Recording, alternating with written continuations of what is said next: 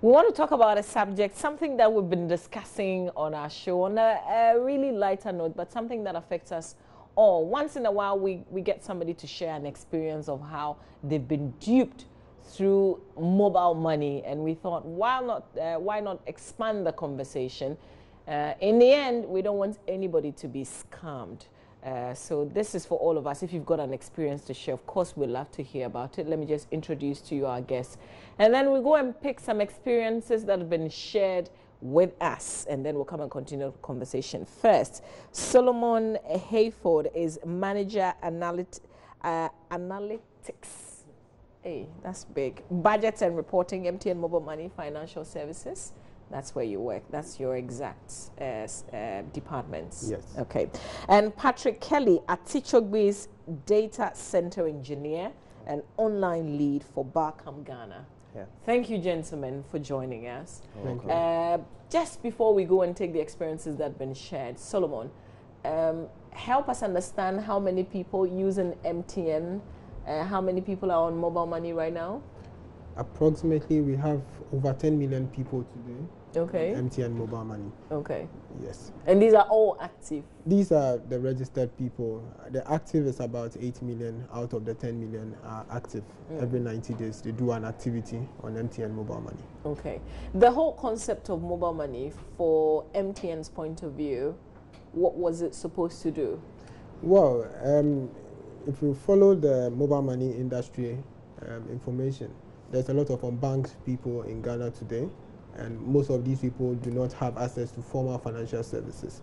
So we saw the need to help to bridge this gap by trying to introduce the mobile money service, which today has been able to enormously bridge the gap and bring in financial inclusion to people who were previously financially excluded in our societies. Okay. Patrick, perhaps I can just bring you in at this point before we go and take the experiences that have been shared. What have you heard? A lot of things have been happening. Yeah. Every now and then somebody would share an experience, and I've had my own encounter, except that before you can get me to send you some money, I don't know what you would do really. You probably have to pour some powder on me. So I haven't fallen yet, but there are people who've gone through it. What have you heard? Well, like you said, a lot of people who have gone through it. From what I have heard, I think those who have experienced all these things have experienced it because of some lack of information that they do not have. Okay. Yes. So some people really don't know how the mobile money works.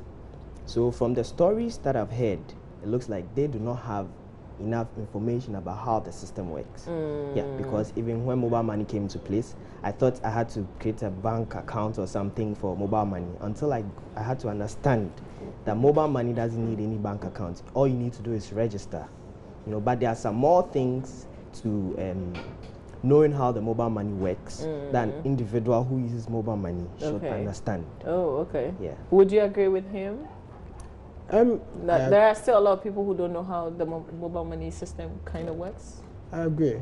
There are still a lot of people who do not know about how the service works. So education is one of the things that as a business we've taken very seriously, that we have to do in order to create the needed awareness and sensitization to get the adoption rate to go up. All right.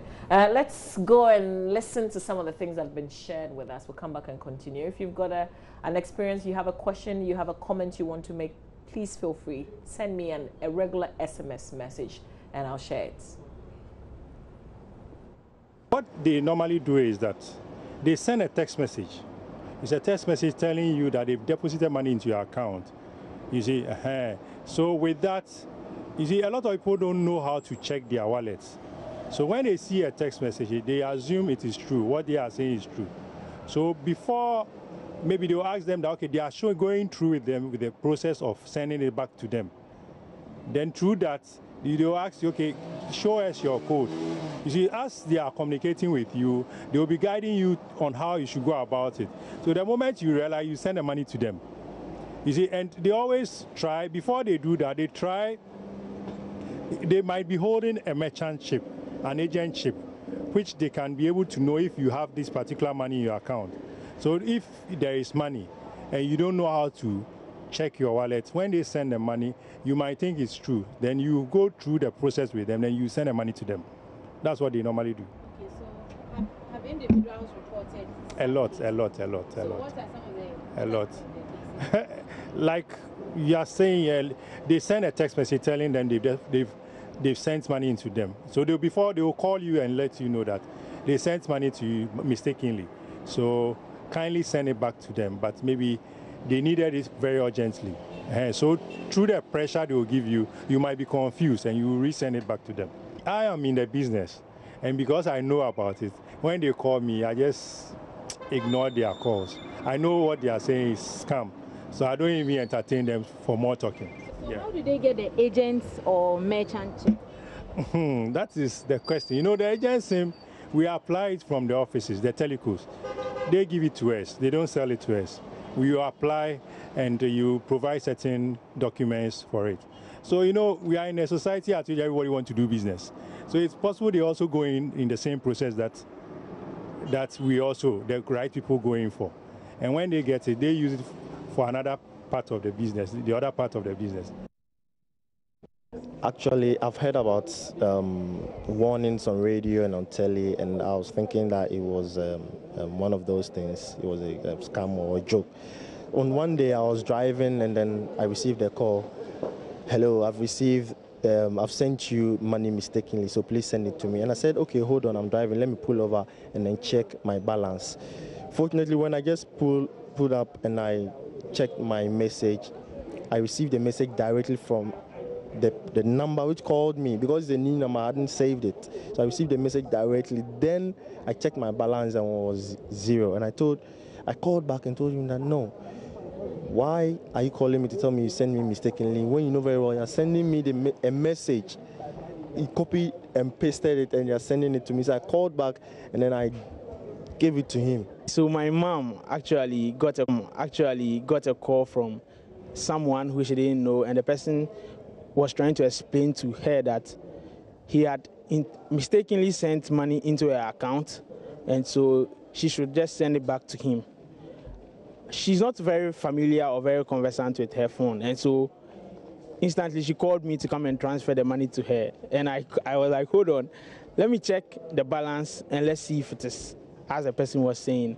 I checked the balance and the person was saying that he had sent 500 Ghana cedis. And when I checked what she had in her account, it was just 200 Ghana cedis.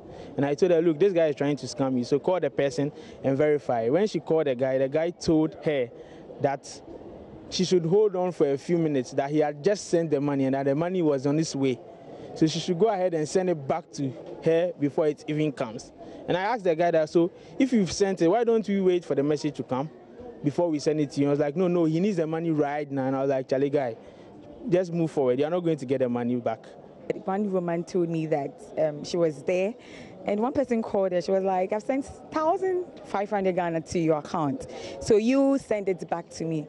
And you know, the woman, from her look of things, she doesn't have money. So she searched and she also thinks that, okay, you've not sent anything to me. So she was really telling me to be very careful when it comes to that thing, actually. So that's what I know. People call you and they'll be like, okay, I'm calling from MTN, I've sent you goods, this and that and that. Can you send this money? Recently, someone did that to me. The person called me like, I've sent you goods and I want you to send mobile money. This and I didn't forgive that person, to be frank. I told him my piece of mind. So a good number of people haven't received calls from strange people. And if you're on the MTN network, then they would say they're calling from MTN. If that happens, Solomon, what can one do, or what should one do? Well, we've always been advertising. If you pay attention to the SMSs that usually these customers were complaining about, one fundamental thing is that you realize that the SMS is not coming from mobile money. The SMSs that goes along with our transactions all come from mobile money. So if in an instance like that, when you've seen that the SMS that is coming to you is not from mobile money, you can immediately call our call center on 100, or you could send a text message with the number that sent you that SMS to 1515. That information will get to us. We'll be able to pick up the number, do the necessary due diligence in the office, and then put in the appropriate measures. What do you say in that text message? you can text the MSIC, and that is the number that sends the message, the information that the person gave to you, and the exact information or whatever feedback that the person gave to you. You put it in the SMS and then you send to us. Or you could also call 100 and speak to any of our call center agents, narrate the incidents to the person. The person will take the needed details and pass it on to the appropriate official to look at the issue. Okay, we'll come back. We'll return to the emergency numbers and how effectively or how efficiently they run, because sometimes it's happened to you and you want to report it ASAP because they could actually stop the transaction midway. How efficient, that we'll talk about. But the first gentleman who spoke in that playback, he's actually an operator, and he said something that is crucial. Is it possible that somebody can go through the process of acquiring the equipment to operate and actually not use it for the purpose, but use it to scam people? Well, I just first of all would want to clarify that it's no equipment, it's a SIM card. Okay. For the agents, just like a subscriber who wants to access mobile money will go through a registration process in order to have the service on his SIM card. People who want to operate as agents of mobile money also go through a certain process to acquire the SIM card. If you remember in his submission, he mentioned that the SIM card is not sold, it's free. So once there are genuine people who want to also go through the business. If you get into the mind of a fraudster, the fraudster also has the same mindset and will go through the process just like a genuine person will go through, only that fraudster has a bad intention for going through the process. One of the things we usually request for is a legitimate business registration permit. So that person can acquire a business permit, apply, go through the process. You do the requisite due diligence and you may realize that indeed it is this person, or he may even partner with someone who has the requisite documentation and volunteer as if he is coming with the funds to start the service. So that person who has a legitimate documentation may not suspect and then partner with that person to apply for the SIM card. Then once the person has access to the SIM card, that is when his real intentions come to play. He may now be sending some of those false prompts to customers. But the good thing is that they are not able to deliver the message the way the service will require. It's very easy for our customers with the right education to be able to prevent some of these scams, because when a person sends the prompts to you, you have the opportunity to decline the prompt. Once he declines the prompt, there is no way the person will be able to have access to your funds. Patrick, what do you think about this particular issue of some bad people also going through the process, getting accredited and scamming people? Yes, so that process, I just want to understand, is it just a process that you have to go through without advising or without researching what the person does, or the fact that the person comes in with a business permit, which I believe is an African thing that anybody can buy? I just want to understand that aspect. Okay. And then when they acquire and go through that process, what does MTN, okay, you are talking about him, so what does MTN do to advise them in terms of security, sort of, before? I mentioned the business registration certificate as one of the requirements. Okay. That is not exhaustively everything that is required. We do due diligence on the person. But like I mentioned, if you try to get into the mind of a fraudster, somebody who has the intention to commit fraud, they also think sophisticatedly. So the person knows that as part of the process, you need to bring a copy of a business registration certificate, a copy of a valid license, national ID card. You also need to fill a form. You need to visit your designated place where you want to run the service. So you actually do a follow-up? Exactly. A physical follow-up? Yes. In our scheme of things, we have we have territories, and we have people who are responsible for the territories in which the person wants to operate. So they do a physical visit to also ascertain that this is where you want to operate, look at the infrastructure, whether it is suitable to run the service before. we take you through the rest of the processes and then take you through training and all that. Okay. The Patrick, you have a follow-up quickly? So in the case where people sit on the road, I believe you've seen some people sitting on the roadside to do some mobile money transactions. Yeah. Do you do follow-ups on those ones too? And do you think that is appropriate for them to operate with that kind of infrastructure where they have just a table, an umbrella, and then they sit on the road, let's say just close to the roadside? Do you think that is acceptable? Isn't that the whole concept of the mobile money? Well, yes, but the fact that they are going to follow up on the infrastructure. Okay, and check where the person will be situated. Because mine is, you are dealing with money, okay? You deal in physical cash where you can't just be, you need to be secured. So if they come and do the checks on the infrastructure and they realize that this is not acceptable, I think you should revoke the person's license until you have a good place where it is highly secured for you to run that business. That's a good point.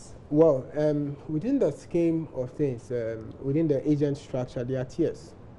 We have tiers within the structure. So based on the acceptable value of transactions that that person should be able to do, you'll be given a limit. And that will also bear in mind the risk consequences that should go with the service. So a limit in terms of how much money you can keep, or how much transactions you can do. Okay. Okay. So you put a cap on. Yes. Oh, okay. So the agents, not all the agents that you see around can do the same level of transactions. For instance, you know that our partner bank branches are also agent points. You can, for instance, go to Ecobank or any of the partner banks branches and do mobile money. Because those entities are well-established firms, the cap that is put on them is different from a person that you find just outside this newsroom by the roadside who has a small corner shop and is running the service from there. Because that person, in terms of liquidity, in terms of physical security, cannot be at the same level as the partner bank branch. So there are tiers within the agent structure. But to come back to what he is talking about, you know that we are in a society today where addressing, for instance, is a big challenge. And it's not only for entities that are running the service, but it's a national challenge that we need to deal with. The economic conditions in the country is also at a certain level. It hasn't yet gotten to. That's why you need to, whilst coming up with some of these measures, also take into consideration some of the practical challenges that as a nation we are facing. And in the midst of those challenges, still find a middle ground where people can still operate safely and also promote their business so that they can also make a living for themselves. So we do encourage people to, as much as possible, operate within a certain structure that we feel advisably would help them and protect them from fraudsters and also from thieves, etc. But in the midst of those challenges, we still put in tiers to curtail the amount of transactions that they can do. So from the description that Patrick gave, how much can they put in my wallet, for instance? What Okay. Shouldn't the ordinary person who go and do business with them also know? The ordinary person who does business with them also have a limit on what you can do on mobile money. If you make reference to the electronic money issuers guideline that was provided by the central bank in July 2015, not all customers can also do transactions at a certain level.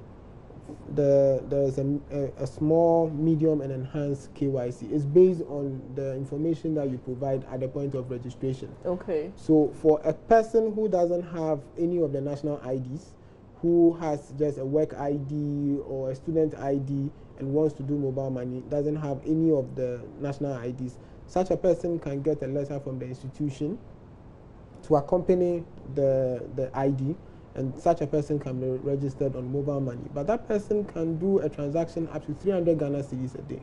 Oh, really? Yes. And that person can only maintain a maximum balance up to 1,000 Ghana cedis on his mobile money wallet. The middle tier is for a customer who has any of the national IDs, the driver's license, a voter ID, a passport, or a Senate biometric card. Such a person will be put on a middle tier. And for that person can do a transaction up to 2,000 Ghana cedis a day, can maintain a maximum balance of 10,000 Ghana cedis in his wallet. and cannot do an aggregated transaction exceeding 20,000 Ghana cedis in a month. Oh, okay. The enhanced tier is for people who have the national IDs and also have a proof of address. Those people can do a transaction up to 5,000 Ghana cedis a day, can maintain... Because you physically know where they live. Exactly. They can maintain a maximum balance up to 20,000 Ghana cedis in their wallet and cannot exceed 50,000 Ghana cedis accumulated transaction value in a month. So all those measures are there, and they've been stated emphatically in the electronic money issuers guideline, just to help to regulate the industry. So but we still have this challenge of people scamming people, and it's actually on the rise. Yes, but you see, when it comes to the scam, there are two things. The service provider has a responsibility to educate the customer, which is what we are doing. The service provider additionally has to make investments into systems that will help to protect the customer, which is something that we have done and we keep doing. But the customer also has the responsibility to also play a certain role. There is an extent to which the business can put in interventions on your behalf. But for instance, if a call comes through from a fraudster, we have gone out there to put out there clearly that our official line is 0244 300,000, and that any call that comes... What come with that number, for instance? A call from MTN comes to 0244 300,000. Always? Yes. MTN would also, under no circumstance, call any customer to request for the customer's PIN. There is no condition, no circumstance that any MTN person will call you and ask you for your mobile money PIN. So there's a classic case of somebody who was on the phone with a supposed vendor or operator, and the thing the person said was, MTN will send you something, just punch in your PIN. Yes. Is that possible? It's not possible. Because then she's not telling you the code, though. Exactly. But no, you're asking her, I'll send you something, just punch in. Yes. So that we can reverse the transaction. You remember that in the same submission, the person alluded to the fact that in as much as there are good agents out there, there are people who also go into the agency business with fraudulent intent. An agent, when you typically go to an agent and you want to take money from your wallet, will send you a prompt that requires you to input your PIN code as a means of authorizing the transaction. So if there is a fraudulent agent out there, for instance, who wants to defraud you, and that person calls you, that person can, in the same way as you go to a legitimate agent to cash out, that legitimate agent sends you a prompt. The fraudster agent can also send you a prompt as if he wants to initiate a cash out from your wallet, which requires you to enter your legitimate PIN code to authenticate the transaction before it goes through. So the prompt that that person sends to you is actually a cash out prompt. And he's requiring you to input your PIN code. But you see, in the strings of the transactions, you realize that one thing comes out clearly, that no matter who the fraudster is, that fraudster is not able to, on his own, have access to your money. He needs your permission to be able to have access to the money. Yeah. So when you receive such a call, you receive such a prompt requesting for your PIN code, a transaction you clearly haven't initiated by yourself, you need to decline it. But Patrick, sometimes these things just happen, and there are people, there are well-educated people who have been scammed. Because the person just said, oh, you came to put in 200 Ghana, but I realized I didn't give you money. I gave you credits. So let's reverse it. Let me replace the call credits with money. How do you, these measures that it looks like it's very detailed, but I wonder why people still get scammed.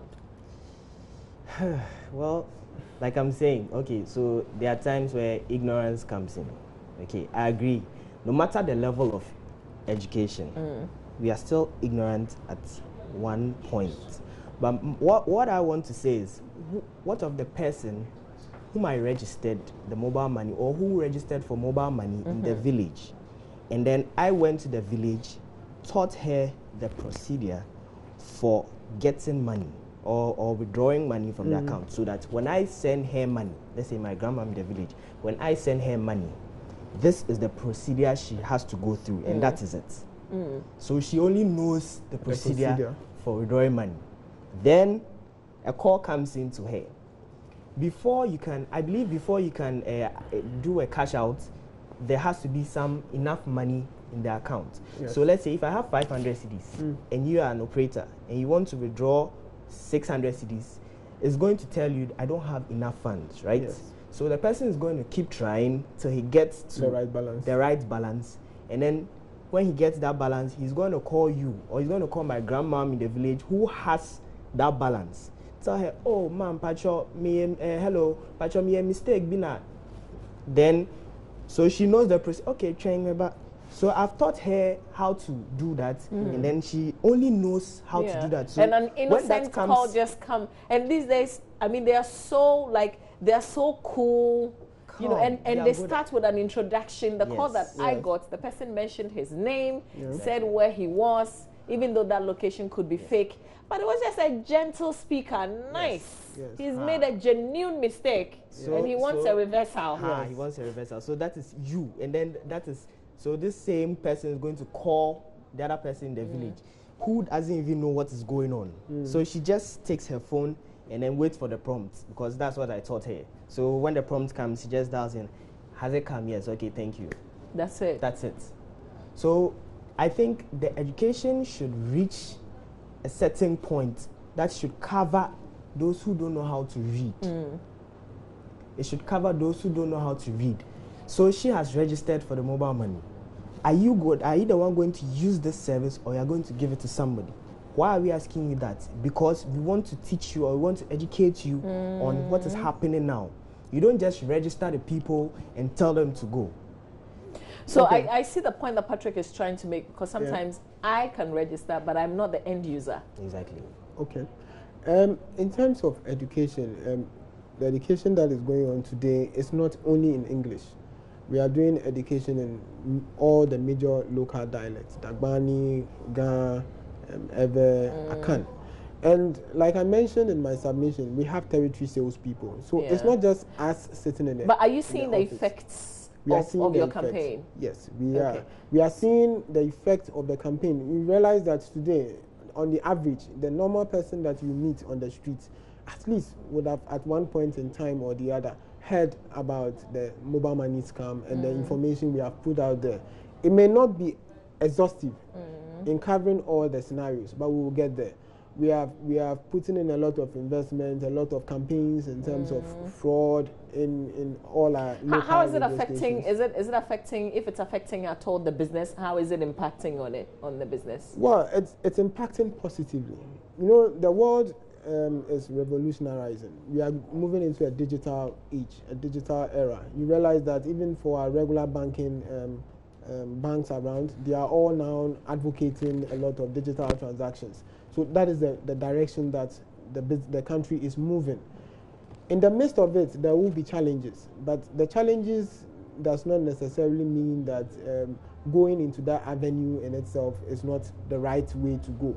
So it's about creating the needed awareness and sensitization around it, and also drumming home the message, and also promoting the value that the service also brings to the customer. I do not see these scams that are coming up as something that is unsurmountable, because most of these issues that are coming up are things that can largely be resolved with education. Okay. When education gets down to the customer, all these things will be largely dealt with. Let me share some messages, and I will come back to how quickly, if I got a call and I did transfer the money, can MTN, in this case, because you are here, can you reverse or can you halt the transaction? Can I get my money back? Aziz Donla Inwa says, my mom had a call from Accra and she was asked to send 700 Ghana cedis to a number and go for some items at MTN office.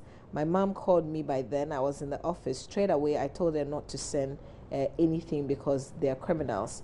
Allah will punish all fraud activists. Aziz Donla Inwa saying, this Joshua from Aflao says, good morning, Mama V.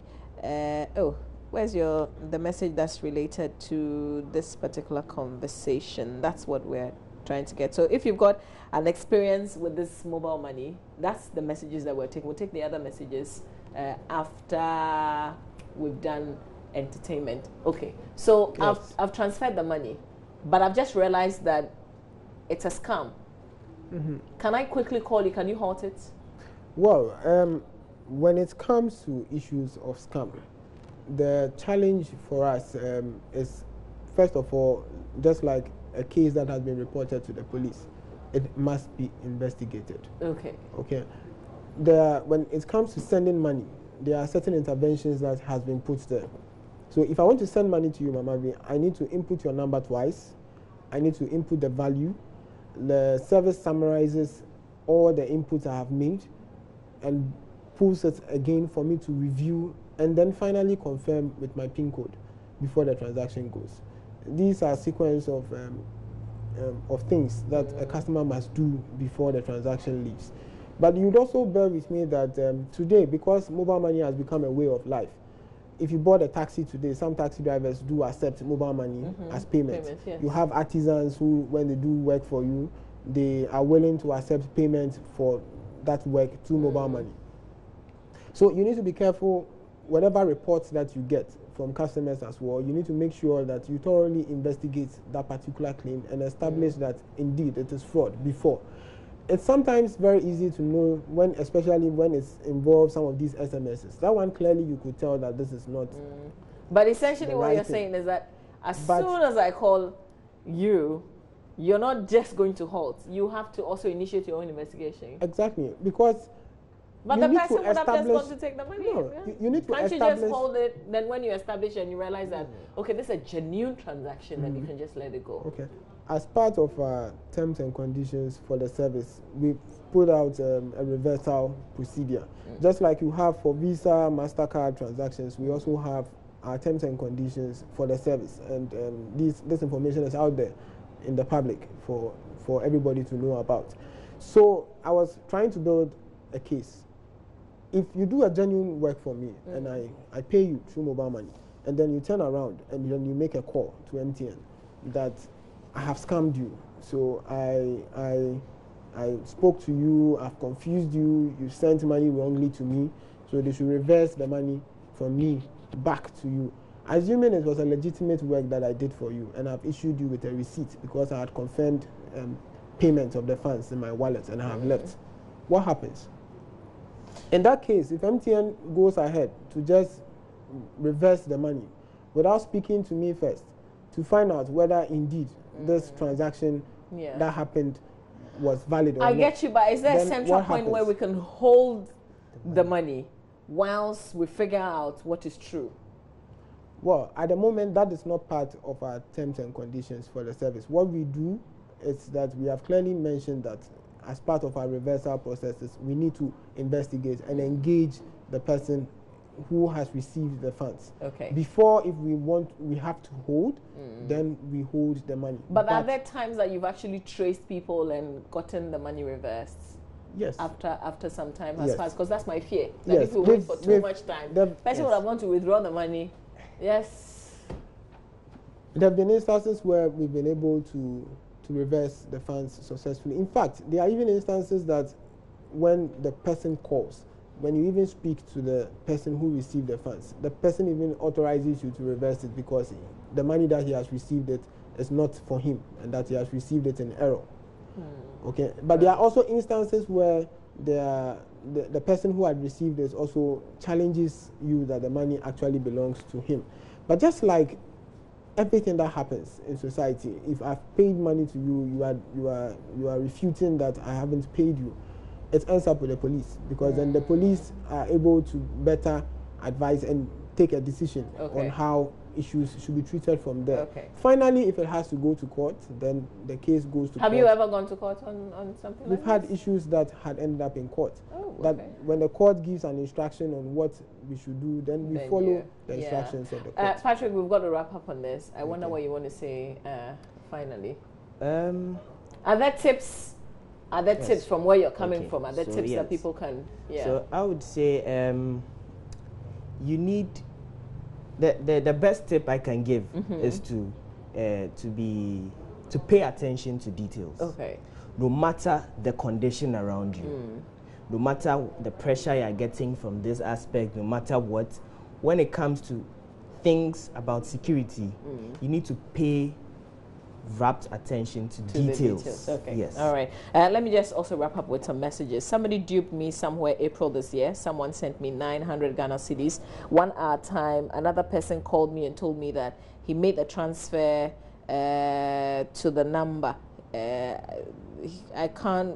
Okay, well, this is not so straightforward. The money he used some taxes before I realized the 900 Ghana plus 400 is gone.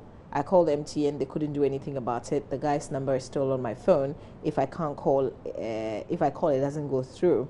Okay, so this is more of a complaint. And amazing, whilst we're wrapping up, more messages are dropping. This one says, may you plead with a gentleman if they can help stop merchant to merchant cash outs. Merchant to merchant cash outs, I mean, from George from Akachi. This one says, I was called that I have won some royalties for using the MTN for 10 years. Indeed, I'd used it for over 10 years. He said he would send a message, reply, okay. I told him I know he's a fraudster. He then said, okay, bad language, Bello, Nagari, and Techiman. So some of you are picking out the things that are not, that clearly tells you that this is fraud. This one says, please tell the gentleman in suit would like them to set particular toll-free line for just mobile money. We don't blame these mobile services people. What's the communication? What's the communication ministry doing about this fraud? So somebody's saying that you need to set a number specifically just for mobile money. We've got lots of the messages, but we have to wrap up because we've got entertainment. So let's do entertainment. Hopefully we can get a bit more time and then I'll come and share a lot more of your message. But I'm going to pass the messages to you so that you can help. Thank you so much for your time. Thank you, Patrick. Thanks for being here.